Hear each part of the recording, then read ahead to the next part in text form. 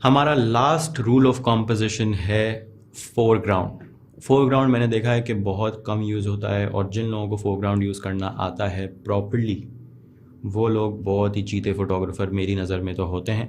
Foreground का मतलब ये होता है कि आपकी जो आपने फ्रेम बनाया है उसमें एक सब्जेक्ट है, सब्जेक्ट के पीछे बैकग्राउंड है, आपने कॉम्पोजिशन बनाई, लेकिन जानबूझ के आप कोई ना कोई चीज़ फोरग्राउंड में रखते हैं।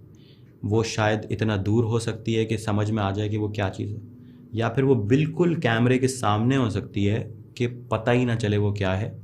और आप सोच रहे होंगे कि ये अजीब सी बात है, मुझे सब्जेक्ट को क्लियर रखना चाहिए भाई, पूरा सब्जेक्ट नज़र आए बिल्कुल क्लियरली।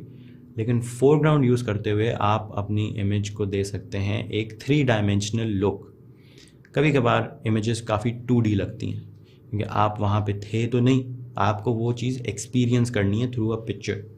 तो if it somehow feels like something 3 dimensional तो वो ज़्यादा इमर्सिव लगती है आपको।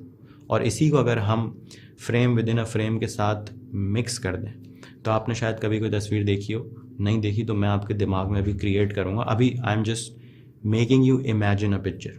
सही है, आप जाते हैं पेरिस, अमीर लोग, आप पेरिस जाते हैं, आप एफिल टावर देखते हैं और आप भाग के जाते हैं, सीधी तस्वीर लेते हैं कि भाई हम यूज़ करेंगे नेगेटिव स्पेस, पूरा आसमान नज़र आ रहा है और सिर्फ एफिल टावर है।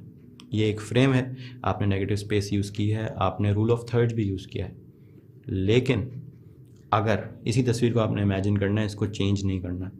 अगर सामने कोई दोनों साइड से, इस साइड से भी इस साइड से भी ब्लर नज़र आ रहे हैं आपको पत्ते, और पत्तों के थ्रू आपने एक तस्वीर ली है, तो वो थोड़ी ज़्यादा वैल्यू ऐड करती है आपको। You get more of sense of that place कि वहाँ पे दरख्त भी थे, वहाँ पे पत्ते भी थे। और विजुअली अगर आप ये कहानी और फिलोसफी छोड़ दें, visually I think it's a much more pleasing composition के दोनों तरफ पत्ते हैं, वो फोरग्राउंड है, पीछे आपका सब्जेक्ट है, बैकग्राउंड कोई नहीं है, आप नेगेटिव स्पेस यूज़ कर रहे हैं, बैकग्राउंड पूरा आसमान है। इसी तरह फोरग्राउंड मैंने बहुत यूज़ किया है, आपको एग्जांपल्स में नज़र आ रहा होगा।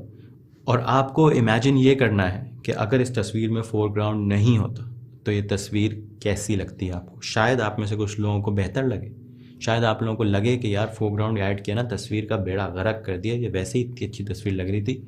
तो यहाँ मैं आपको दोबारा याद दिलाना चाहूँगा कि ladies and gentleman, art is subjective.